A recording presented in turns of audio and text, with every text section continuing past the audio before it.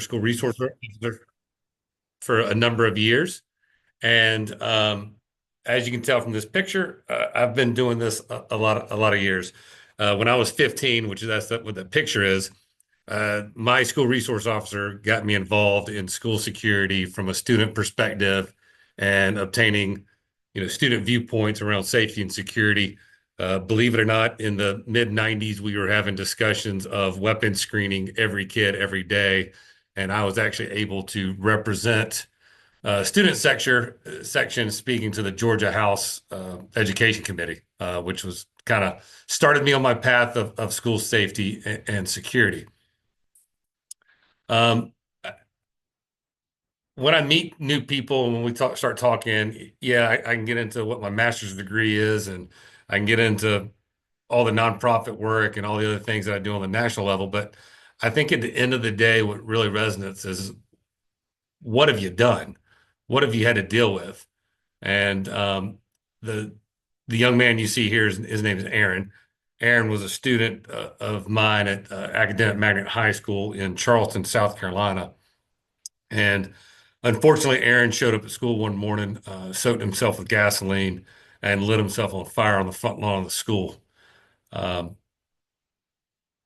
Horrific incident, very traumatic for all those that witnessed it, and the PTSD that's associated with that incident for weeks, months, even years afterwards for not only the students, but also faculty and staff and parents and everything else. But that was a large incident that had us really getting into National Incident Management System, incident command protocols. There's an organization through the National Association of School Psychologists, which is called Prepare, that really helped us get through that incident. Another large incident for me that kind of got me to where I'm so passionate about school safety and security, other than my influence by my SRO when I was 15, which, by the way, he was in my wedding, and Aaron. There's also Tehran. So my office was located at an alternative school, and we did weapons screening every single day, every single kid. And this day, a student showed up to school, left his gun out by a tree, uh, came to school, went through school as a normal day. When we dismissed, that student went and grabbed his gun and waited for Tehran to exit the school. And he shot Tehran, and I was the last person that saw him alive. So I bring that up to express to you guys that I've dealt with the trauma. I've experienced the issues. Fortunately, in my role with Cook and Boardman and A3 Communications, I'm able to travel the country, helping a lot of schools with issues, even as such as most recently, we were working with a school district in Georgia who's a recent victim of an active shooter, developing some weapon screening protocols and some other security assessments from a holistic perspective. Um, Today, not only do I want to introduce you guys to me, and we'll introduce the other team, Craig, to Cook and Boardman, but also too, I want you guys to see some resources that you guys can take away and want to start really looking at some kind of a cadence of educational events. I think Mary agrees that we need to look at meeting monthly or every other month to just talk about different issues that you guys are having. While I cut my teeth in public education, I've definitely worked with a lot of independent charter schools, et cetera, and definitely understand some of the uniqueness and pain points that you guys are experiencing as well. But to kick things off, one resource I want you guys to really, if you don't know it, get to know it, upload it. This is a 100% free resource. This is the Partner Alliance of Safer Schools. Partner Alliance of Safer Schools, we just celebrated our 10th year anniversary of creation. I've been a part of the group for 8 years. Again, it's a 100% free resource. But really, what is it? It's a coalition of organizations and individuals leaving all of our agendas at the door and coming in around school safety and security. Um, Everybody on this call knows that fire life safety code dictates a lot of things around fire alarms, fire door inspections, all those types of things around life safety code with fire, but there's no code that really tells you what you have to do from a security perspective. Now, granted, we have different states that have initiated different laws that some impact private schools, some do not. But at the end of the day, whether it's a law that you have to follow or a law that may be a best practice that you should follow regardless, we can definitely have all those kind of conversations. Um, but again, we're trying to fill the gap of no code. Where do I start? So the Partner Alliance of Safer Schools was put together to create a document that provides resources to you guys on a level that school administration can understand. This is not written for security professionals, people that are retired law enforcement or people that came from private security industry. This is written for educators so that they can have a resource that they can help them out. So our mission is to provide a layered and tiered approach to enhancing school safety and security. It basically is going to answer two questions. What do we do and how do we prioritize it? Another way I like to say it is, if you have a dollar to spend on school security, where should you spend it first? Through to you have so much money you don't know what to do with yourself, which those schools are very few and far between. But we want to make sure that we're following a methodical plan, a holistic security plan to address school security because we understand it is a very complex issue. If we've seen one school, we've seen one school, right? Um, Student bodies are all unique. Your teachers are all unique. Your parents are definitely all unique on what the expectations are around creating a secure environment for your schools. So we take all those into consideration when we develop the past documentation. So just to give you an idea of a couple of the entities that are involved with PASS, Safe and Sound Schools, that organization was founded by Michelle Gay. She lost her daughter Joey at Sandy Hook. I'm also an advisor for her organization as well. You'll see the National Association of State Fire Marshals, Security Industry Association, Door Safety Foundation. There's quite a few other that are now associated. I need to actually update this slide. I have to make a note here to do that. The National Association of School Resource Officers, National Association of School Psychologists. It kind of goes on and on about all the different people that are actively involved from an organizational level to help create this document that PASS produces. Again, some of the leadership, we have people like myself that are former security directors. We have National School Security Directors of the Year, to which I was that in 2016 with Campus Safety Magazine. Sandy Hook parents, not only just safe and sound schools, but there's actually parent groups, victims that are also a part of the organization. We also have Parkland parents, both survivors and victims, that are helping out with PASS, and then school architects, fire, building codes experts, etc. So at the end of the day, it's this: how there is no fire code that says I have to have a pull station by every egress door. What, where do I start? How do I even assess where I'm at? I hear people all the time say, "Hey, my school has no security." What define that? What does that mean? Just because you don't see security cameras doesn't mean they don't have security. They got doors, they got locks, they got walls, right? They may have some fencing. Everybody's got security at some level, but it's how do we set our baseline? Where's our minimum standard, and then how do we identify deficiencies and work to get to the baseline, and then work to improve from there? So that's exactly how we're set up. Is tier one is a baseline, and then we go through to tier four, which is kind of like I said earlier. If you're tier four across the board, you are a very, very well funded organization. In fact, there's some things in tier four that I don't know why anyone would do it, but if they wanted to put eye retina scans in a classroom for entry, then your prerogative, right? We actually don't write that into the document, but. So if you have not seen PASS, this is basically what the document looks like. Again, note to update slide. We will be releasing the seventh edition next month. So that's going to be pretty exciting. In that new edition, we have some design architectural components for how to set up vestibules. We have some design recommendations for classroom doors, door locks. The function of door locks gets into a lot of those kind of scenarios. Um, but yeah, so version 7 will be coming out soon. You can go to the PASS website. It's passk12.org. If you go to that website, it will ask you to fill out some information to get a copy of the document. I can promise you there's no spam associated with that email address that they will ask you for. In fact, any private organizations such as myself, we do not have access to that email list either. That email list only exists so that we can push updates. So if you signed up under fourth edition, then when seventh edition gets pushed out, you will get an email of the seventh edition. We also do some white papers on different topics, weapon screening, door barricade devices, vape detection, AI analytics.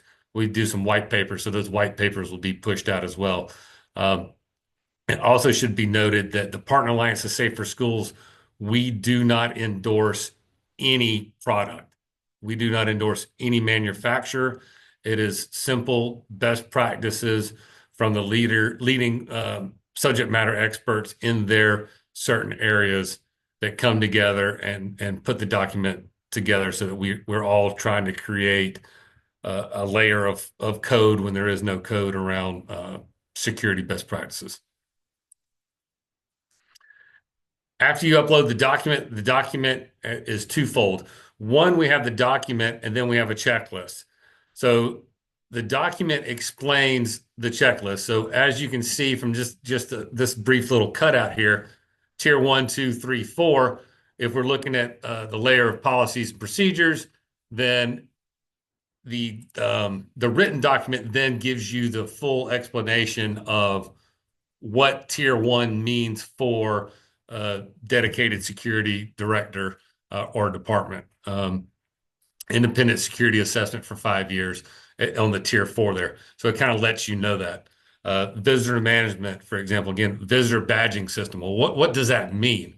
At a tier 1, it absolutely could mean that you're taking people's driver's licenses and you're hand signing and entering them into your school and handing them a sticker uh, versus somebody shows up, they sign themselves into a book, and there is no sticker because we have no idea what somebody would sign. So we're just making sure that we've got complete accountability all the way through to some of these higher end electronic systems that scan visitor badges and uh, let you know if they're trespass notice or let you know if they're on a sex offender registry and can proactively alert people on campus that someone unwanted is on the grounds. So again, there's the checklist that you can do, but there's an explanation of it.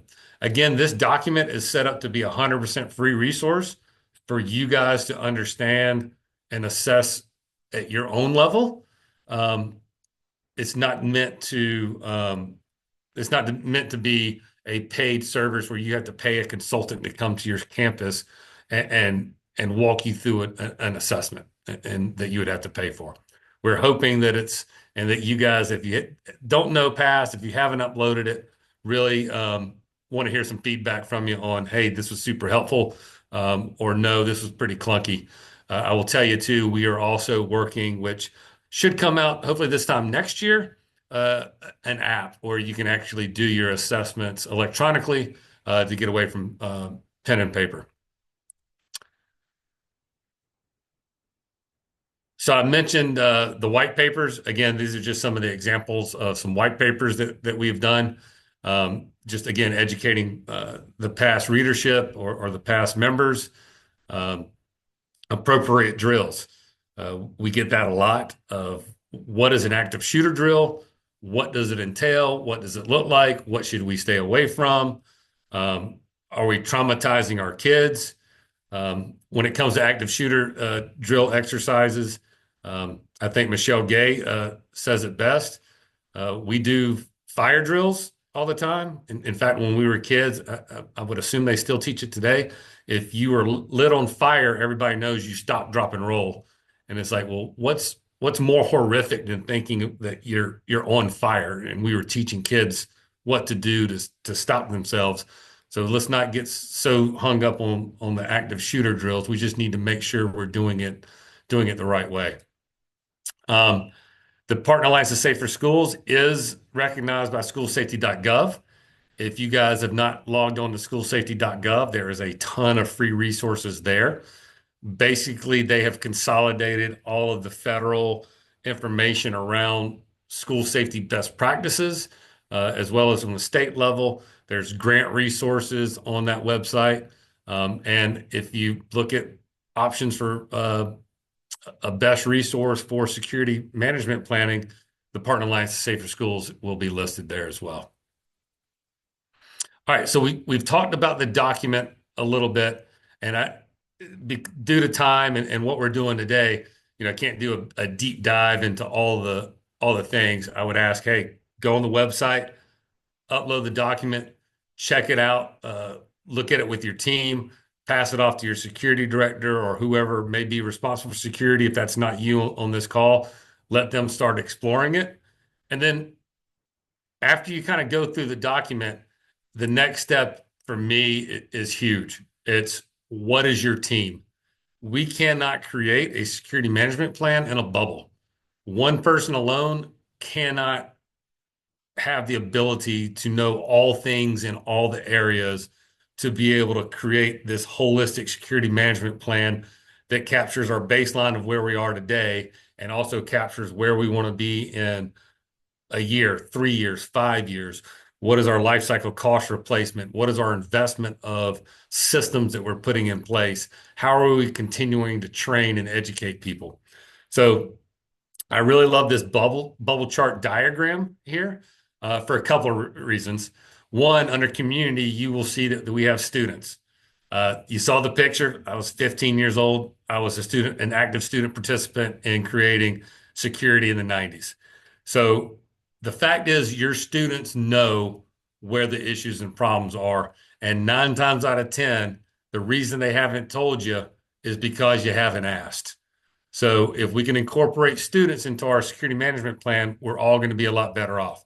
The worst thing I want to see, and I've seen it happen time and time again, is a school or a district goes and buys a product, spends tens of thousands, hundreds of thousands, millions of dollars on something to have the students go, well, that's all fine and dandy, but you did not address this, this, and this. So let's make sure that we're looping that group in. The other group that I think really people tend to kind of set off to the side in a corner is this integration team. It's impossible for, again, a security director, a school administrator to know all the things that are happening in the world around technology changes and advancements and really identifying those systems and supports that are really going to be the best fit for you. It's my job to travel the country and attend all these trade shows and to be involved with all these technology companies and door hardware companies to know what's coming out, what's on the market, and how all those systems can integrate into your existing IT infrastructure or just into your school community.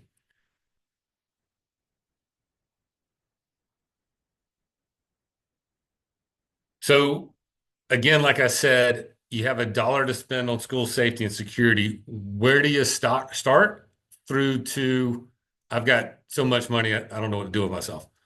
When we are looking at not only the areas of exterior of your school, the inner perimeter, the classroom layer, that outside in defense in depth, we also look at tiers 1, 2, 3, and 4. And then inside of those, excuse me, I got ahead of myself. Inside of those areas, we break it down to people, procedures, architectural communication, access control, video surveillance, detection, and alarms. And then there's tiers within each of those. This is important because of this. School safety and security can drastically make huge improvements without any significant money being spent. If you look here and I have a dollar to spend on school security, I'm spending it on policies and procedures first. Do we know that our security management plan is based off of a best recommendation by, and you name the organization? It could be your state emergency management division. It could be Readiness Emergency Management Office Department of Ed. It could be something that comes out from the diocese. But are we sure that those policies and procedures are meeting a high level of threshold, or we just talked with the local police department and they said we should be doing this, right? So looking at making sure that we've got consistent policies and procedures that are based off of best practices. So very minimal investment there. People, roles, and training. You already have high quality employees that you have vetted. Now it's, are they trained to that policy and procedure level? So for instance, if it comes to an active shooter situation, do they know what their options are? Are you doing run, hide, fight, avoid, deny, defend, craze, Alice, and the list goes on and on? Are they trained to those levels? Do they feel that they've had enough training and that training is consistent across the board? So I'll tell you, if we can't answer those first two, then we need to pump the brakes. Either internally, we need to start doing some investigation, and the investment is internal because we're going to spend our internal resources to investigate what's out there. We're going to go to schoolsafety.gov, and then we're going to start looking at training programs. Or that's where, if we're going to spend a dollar externally, we then look at hiring a consultant to come in and do an assessment of our policies, procedures, make recommendations for change, and then what does a training component look like to make sure that we're on a consistent training across the board with that. Architectural, that's really got to be upfront, like before we're moving dirt. So hopefully we're with our design specifications, with our architects before we're doing an addition, before we're coming out of the ground, to address some architectural issues around glass is pretty. I hear there's evidence that daylight and glass translates into some increase in testing scores, but we also have got to find a middle ground there on addressing safety and security when it comes to building these glass buildings that some have out there, right? Communication. I cannot respond to an incident if I don't know about the incident. So making sure that we have appropriate communication set up. If your kindergarten teacher goes and pushes the intercom or mass communications paging button in their classroom, do we know it's going to work, or is it a coin toss? That's first and foremost. Kindergarten teachers got to be able to report that Johnny's having a seizure or that there's an issue in the classroom, right? So before we go and buy cameras, then we need to make sure that our communications are up to par. Also under communications comes, two-way radios, walkie-talkies are frowned upon. Difference between the two-way radio and a walkie-talkie is walkie-talkie, you go buy it at Walmart or Sam's, and when the truckers in the area come by, sometimes you hear them and hear bleed over. Two-way radios, a lot more professional, a lot more guaranteed communication back and forth. And then if you get into some of your local law enforcement, where they can be notified there's an issue and tied directly into their radio system, we can look at exploring those kind of options around the communications. Access control. So access control starts at the exterior, right? Fencing and gates and parking lot control and parking lot signage. Your front door is the whole security of your building. Are all the doors shut and locked? Is there one main point of funneling in all visitors? Do visitors push a doorbell that has a video intercom interface to where your front office is able to vet that person at the door before actually letting them in? Do we have a vestibule once the person gets in where they can't just free roam the building once they are buzzed in?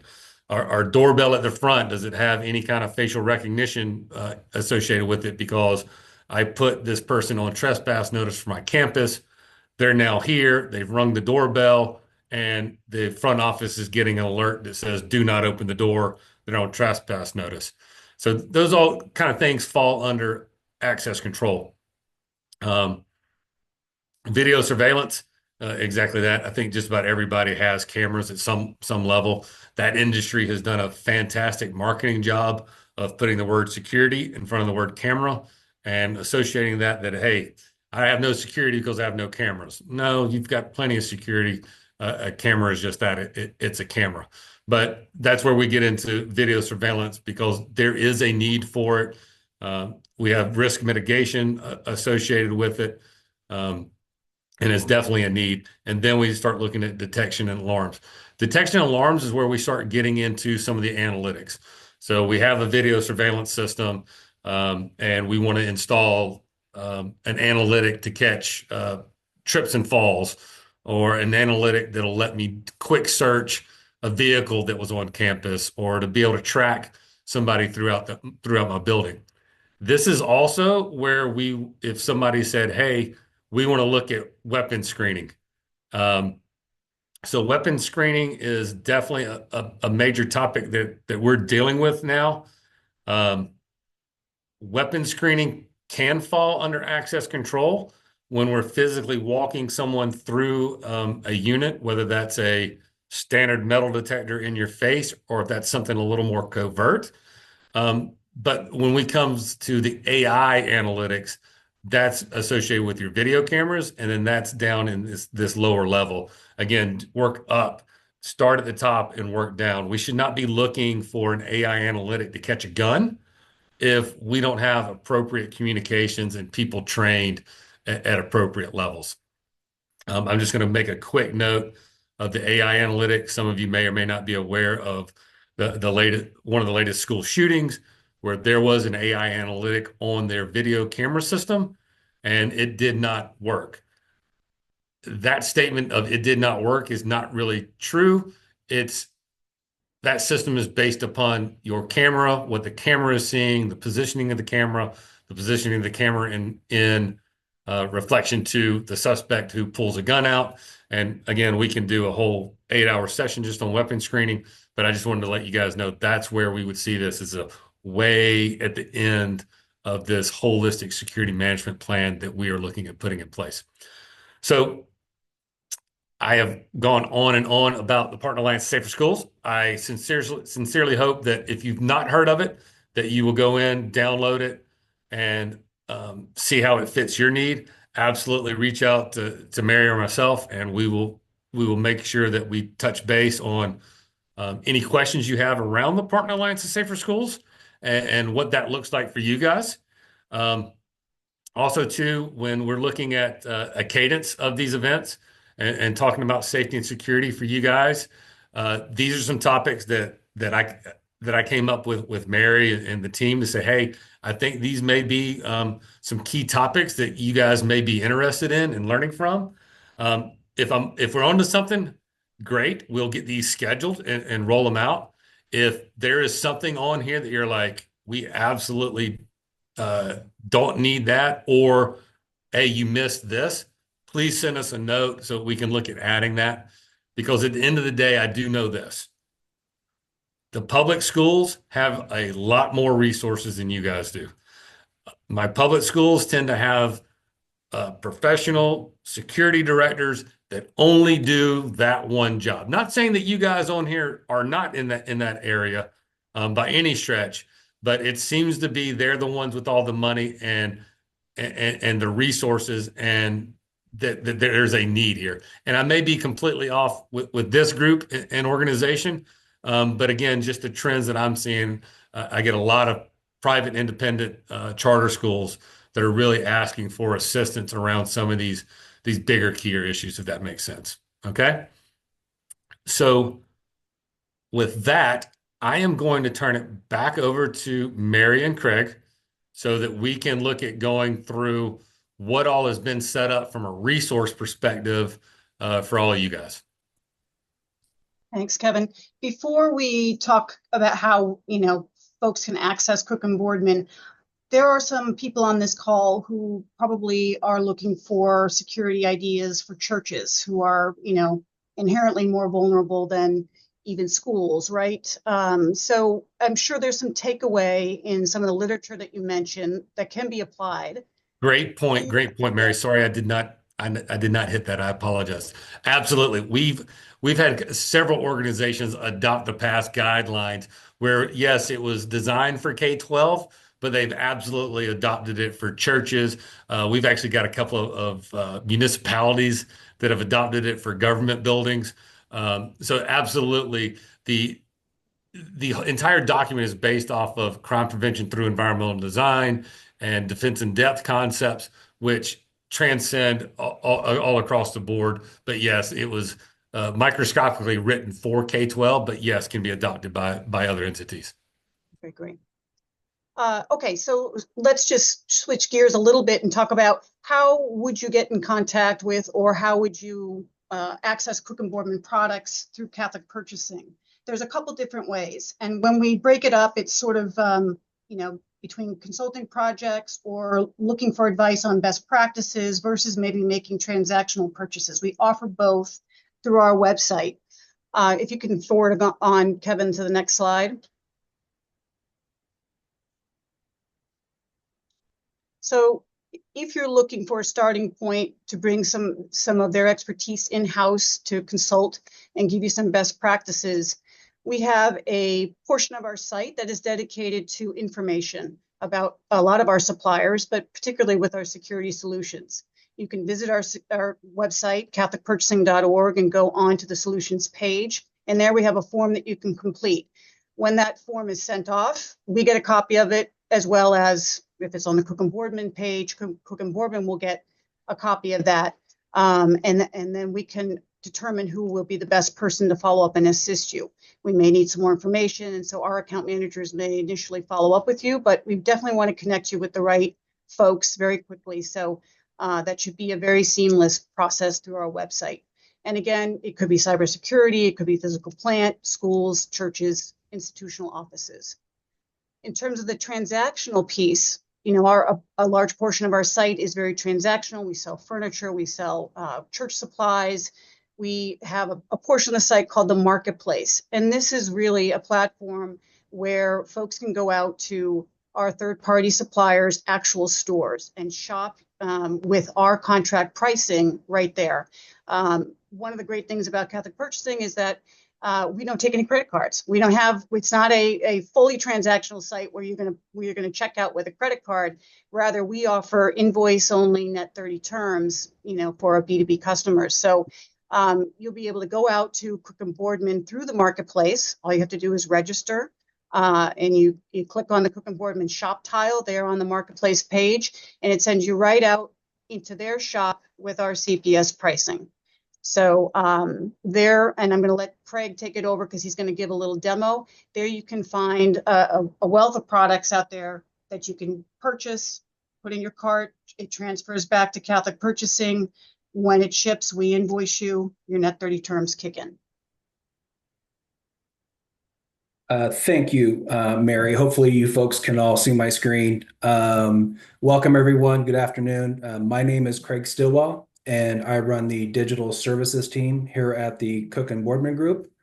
And one thing that the Catholic Purchasing Services Group has done is they've curated many suppliers that makes it easy for you folks to procure product.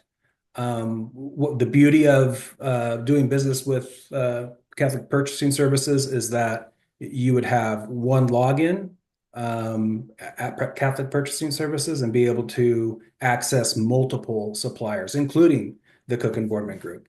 So what I'd like to show you is in our partnership with CPS, as you have the ability, you'll see our tile here. And what that does is it actually, in a very, very secure way, takes you directly to the Cook and Boardman site. And from there, what we've done is we have curated a specific store for Catholic Purchasing Services. So when you arrive here, you can be guaranteed that all of the product you see here has been specifically selected for this group, and also with the pre-negotiated contract pricing that Mary was speaking about. This product set continues to grow.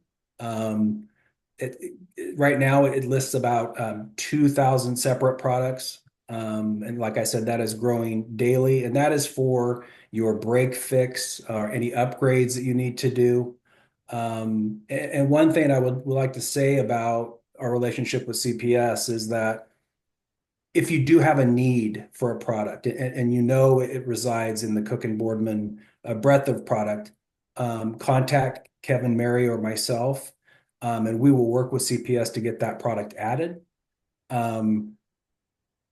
What you can find here are basically it's kind of the 80-20 rule is what we really kind of went with to start with the relationship, is that these are the most often sought after products. And really the shopping experience is very, very easy.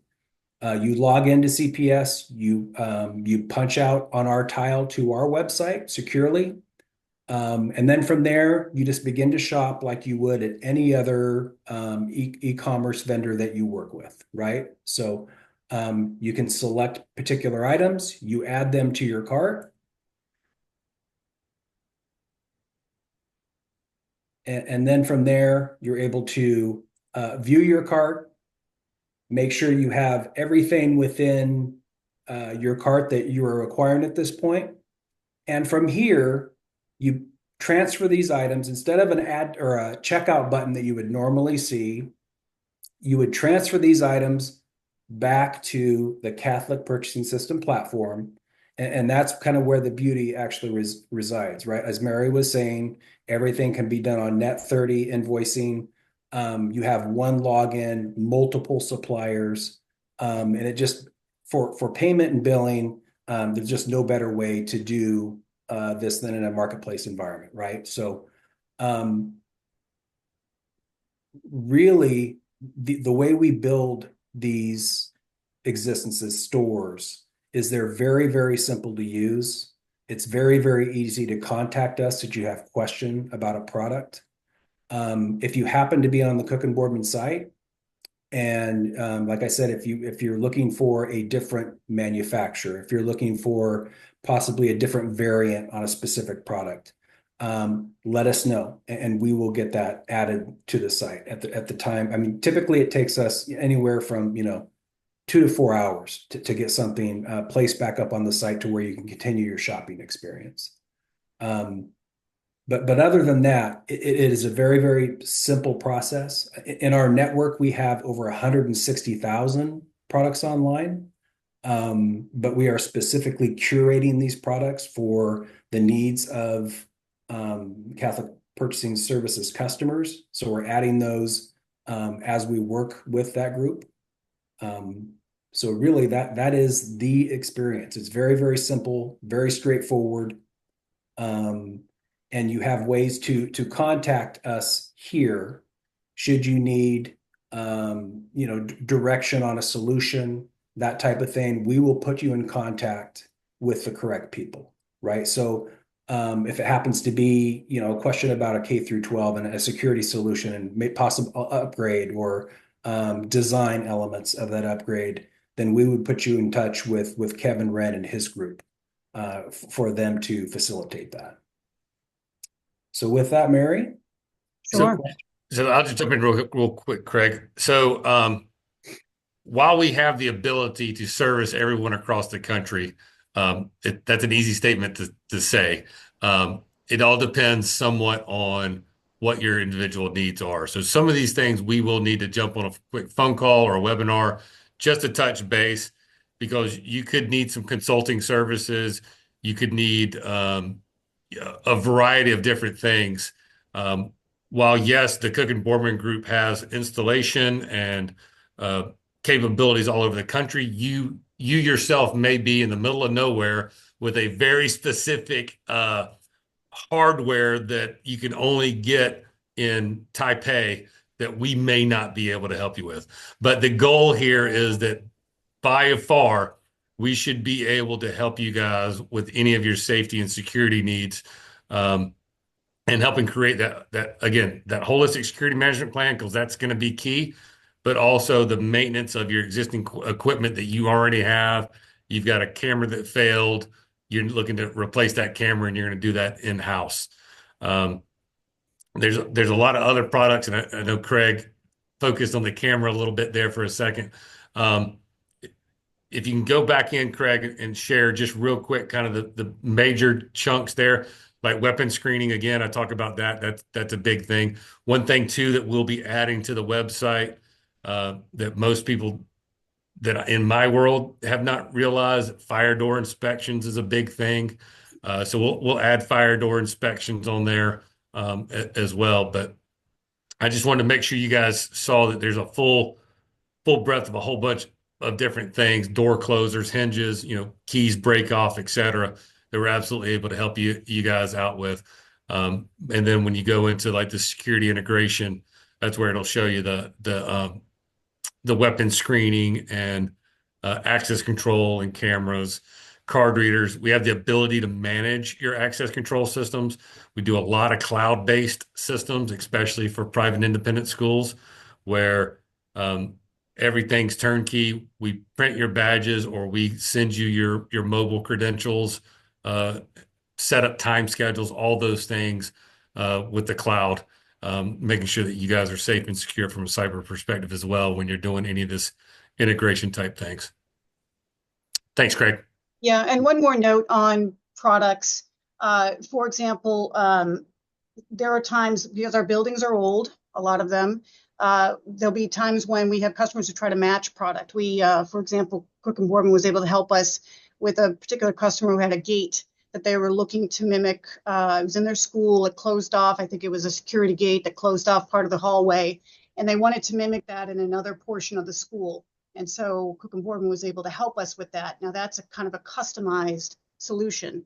And so folks just need to come to us, explain what they are looking for. There'll be more, I'm sure, discussion around specs and everything, but we can then get you a quote or a couple quotes on some options to solve that problem or get you that product. So that's what we're here for too. That's what our staff is here for, as well as Cook and Boardman, is to provide you some, the research, take some time off your hands to go find the right solutions, and then price those out for you.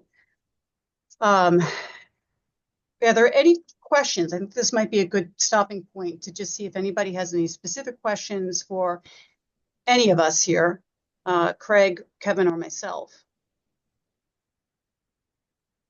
You can unmute yourself, I think, and ask. If not, I think we could probably wrap this up. Anybody? Are you going to put it in the chat too, if you'd like? So there are a number of ways to get in touch with us. There's one more slide on the presentation, Kevin, if you have a chance to put it back up. It's just how you get in touch with us through email and phone. I don't know if you throw that up through the website. You can fill out the landing page. That information and any request will go right to Cook and Boardman or to any of our security solution providers that you choose to fill out the lead gen form on, and to us. But you can reach out to us. Kathy Bowles covers the southern part of the United States, and Nikki O'Malley's in the north. And there are their emails, our 800 number, where you can reach any of us. And my email is simply mary@catholicpurchasing.org. So happy to, happy to help with any requests or connect you with the right person at Cook and Boardman. Hey, Mary, since everybody's shy, I'm going to ask them a question. Has anyone on here heard of the Partner Alliance of Safer Schools and or looked at the document?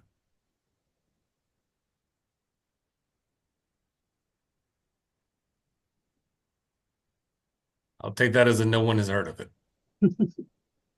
So fantastic. At least I taught something good and new for everyone then. All right, great. Any parting words, Craig or Kevin? No, look for some feedback from you guys, to see if this was helpful, if this session was helpful, and then again, the feedback from future sessions. I'm sure Mary and her team will be reaching back out to you guys for some feedback on that. Would really greatly appreciate that information. Great. And we want to thank everyone again for taking the time. We hope you found this informative and helpful. And please, reach out to us with feedback and, of course, questions.